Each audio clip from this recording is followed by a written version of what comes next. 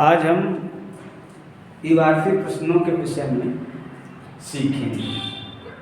एक बात का ख्याल रखिएगा कि जो गणित का क्वेश्चन होता है, ये भाषा लिखी है, ये भाषा थोड़ी सी है पर बहुत कुछ कहती है। बस इसी को समझना बहुत ज़रूरी होता है।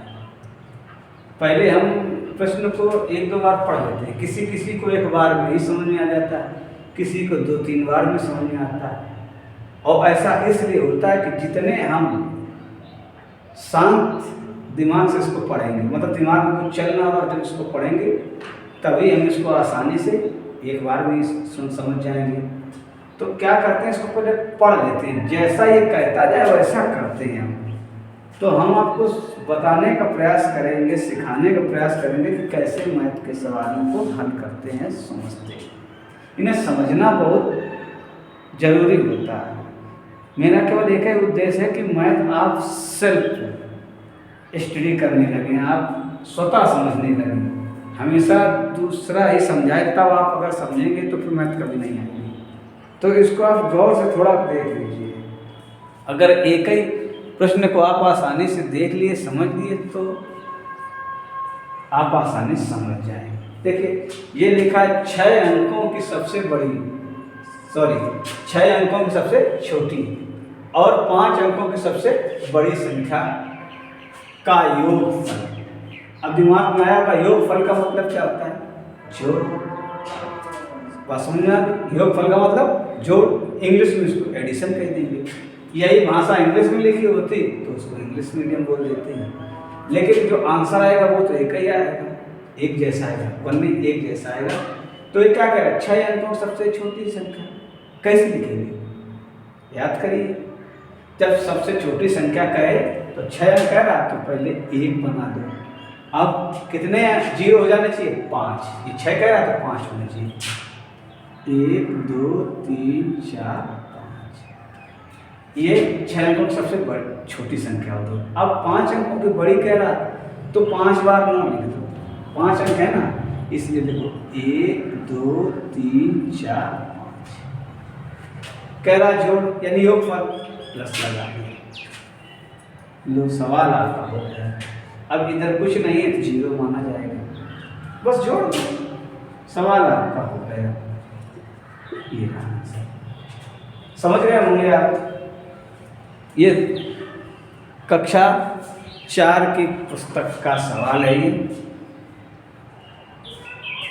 हम ऐसा बता देंगे, केवल कॉपी पेन की ज़रूरत पड़ेगी आपको, और किताब के क्वेश्चन इसी में आपको मिल जाएंगे आसानी से। तो ये तीसरा क्वेश्चन है क्लास 4 का, जोड़ का। तो आप समझ गए होंगे इसको। अब इस क्वेश्चन को देख लीजिए। ये लिखा, एक न्याय पंचायत में कुल इतने पुरुष हैं, 23,670, 22,890 महिलाएं और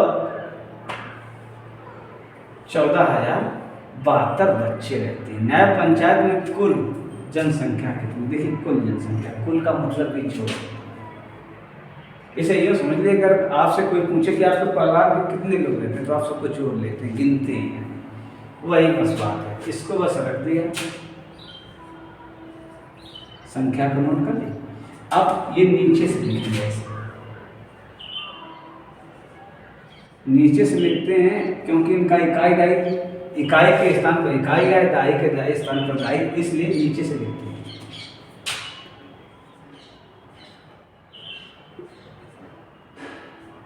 ये रहा।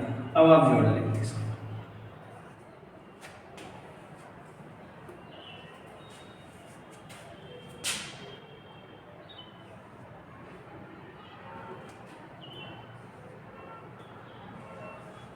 ये गलती से जोड़ गलत हो जाए तो सही कर लेना, कभी कभी हो जाता है, जल्दबाजी में सवाल गलत ही हो जाता है। तो फिलहाल आपको समझ में आ गया होगा कि ऐसे इबारती क्वेश्चन को हम पढ़ते हैं और उसको हल करते हैं। बस ध्यान रखिएगा कि ऐसे ही मैं इसलिए जोड़ से प्रारंभ कर रहा हूँ ताकि ये भी सरल लग रहा होगा आपको, सरल है ही है। अब 6 के बच्चे को या तैयारी करने वाले व्यक्ति को ये सवाल दोगे तो उसको तो बहुत हलवा लगेगा, लेकिन धीरे धीरे ये कठिन होते जाएंगे। तो मैं प्रयास कर रहा हूँ कि आपको सरल से ही कठिन की ओर ले जाया जाए। अब इस प्रश्न को देखिए। एक परीक्षा में 81,790 छात्राएं हैं और 75,896 छात्र हैं सम्मिलित हुए। कुल कितने परीक्षार्थियों ने परीक्षा दी? तो कभी कभी आपने गौर किया होगा कि जैसे आप अपने क्लास में पढ़ते हो तो दिमाग में आएगा, देखें कुल कितने, सब लोग बच्चे कितने हैं, स्टूडेंट कितने हैं। तो लड़का लड़कियों को जोड़ते तो हो, गिनते तो हो, पहले गिन लिया फिर जोड़ लिया। बस वही काम इसमें करना है। देख लीजिए, आसानी से कर सकते हैं आप।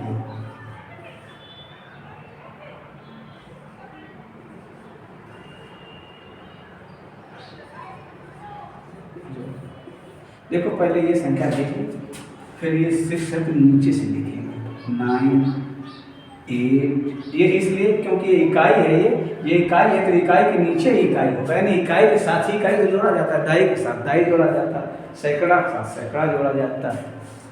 बस अब आप आसानी से इसको जोड़ सकते हैं।